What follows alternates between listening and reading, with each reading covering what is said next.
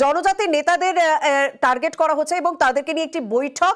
তৃণমূলের টার্গেট তপশিলি জনজাতি। 24-এর লোকে স্বাভাবিকভাবে এই বৈঠক, এবং এই বৈঠক থেকে বেশ কিছু সিদ্ধান্ত নেওয়া হতে পারে, কারণ এখনো পর্যন্ত যা খবর পাওয়া যাচ্ছে যে লোকসভায় বিভিন্ন জায়গায় প্রচার করা হবে। প্রচার গাড়িতে এলাকায় পৌঁছে যাবেন তপশিলি জনজাতি নেতারা। 15ই মার্চ থেকে রাজ্য জুড়ে তারা প্রচার করবেন, এবং হঠাৎ করে এই প্রচারের কারণ কি জানাবেন আমাদের প্রতিনিধি। তবে আপনাদেরকে আরো একবার জানি রাখি, তপশিলি জনজাতিদের কাছে পৌঁছে যাওয়ার জন্য এবার বিশেষ প্রচার করা হচ্ছে। তপশিলি জনজাতি নেতারা তারা প্রচারে করবেন, এবং তারা 15ই মার্চ থেকে রাজ্য জুড়ে প্রচার করবেন।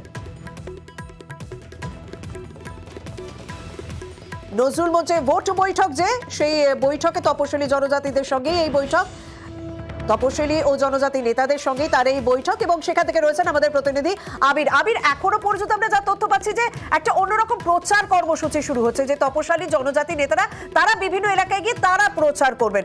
এই বৈঠক এবং এই প্রচার মূলত কিভাবে কাজে লাগানো হবে ঠিক ভোটের আগে? দেখো, এই রাজ্যের একাধিক লোকসভা আসনে তপশিলি জাতি উপজাতিদের ভোট একটা ফ্যাক্টর।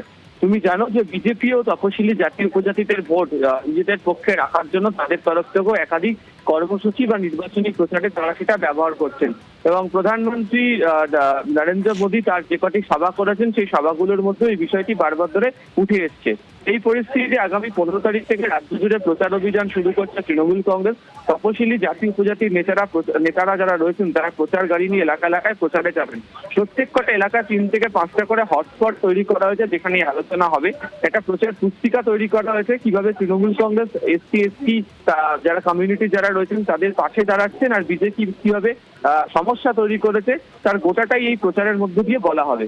6000-এর বেশি এলাকা চিহ্নিত করা হয়েছে, মোট 3500 টিম তৈরি করা হয়েছে, এবং 150টা প্রচার গাড়ি এর সঙ্গে রয়েছে। এর আগে যখন বিধায়কদেরকে নিয়ে বৈঠক করেছিলেন অভিষেক বন্দ্যোপাধ্যায়, তিনি তখনই উল্লেখ করেছিলেন যে তার দলের তরফ থেকে একটা কর্মসূচি নেওয়া হচ্ছে। অভিষেক বন্দ্যোপাধ্যায় যখন ভার্চুয়াল বৈঠক করেন বিধায়ক সাংসদ পদাধিকারীদের নিয়ে, তখনও বলেছিলেন যে প্রত্যেকটা বিধানসভা এলাকা থেকে 15 জন করে নিয়ে বিশেষ টিম তৈরি করা হবে।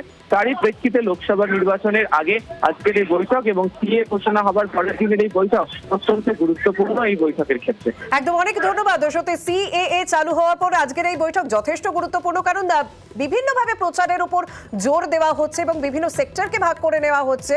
এবং আমরা দেখতে পাচ্ছি যে তপশিলি জনজাতি নেতারা তারা পৌঁছে যাবেন 15ই মার্চ থেকে। তারা 6000-এর বেশি এলাকায় ঘুরে তারা প্রচার করবেন। 3500 জন নেতা মূলত এই প্রচারে নামবেন, এবং প্রতি এলাকায় 3 থেকে 5টি হটস্পট বেছে নেওয়া হবে। সেই হটস্পটে আলোচনা সভাও পর্যন্ত করতে হবে এই লোকসভা ভোটের আগে। আর 150টি প্রচার গাড়ি এই প্রচারের জন্য ব্যবহার করা হচ্ছে।